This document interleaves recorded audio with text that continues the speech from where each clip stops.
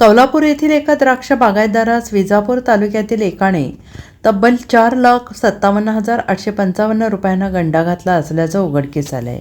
या प्रकरणी शशींद्र बाळकृष्ण पोद्दार राहणार तानाजी चौक कौलापूर यांनी सांगली ग्रामीण पोलीस ठाण्यात फिर्याद दिली आहे.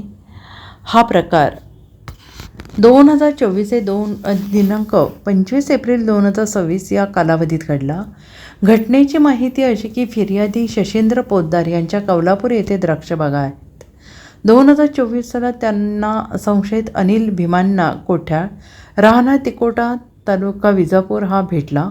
पोद्दार यांचा विश्वास संपादन करून कोठ्याळ यांनी पोद्दार यांच्याकडून 4,373.5 एवढ्या पेट्या खरेदी केल्या. याची एकूण किंमत 5,57,855 एवढी झाली होती. त्यापैकी दिनांक 13 फेब्रुवारी 2024 रोजी ऑनलाईनच्या माध्यमातून 50,000 रुपये संशयित कोठ्याळ याने पोद्दार यांना पाठवले, तर जून 2024 रोख 50,000 दिले. मात्र उर्वरित 4,57,855 रुपये देण्यास त्याने टाळाटाळ सुरू केली.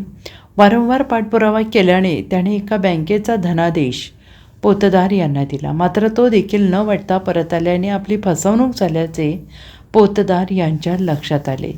फिर्याद दिल्यानंतर पोलिसांनी संशयित अनिल कोठ्याळ याच्यावर फसवणुकीचा गुन्हा दाखल केला आहे.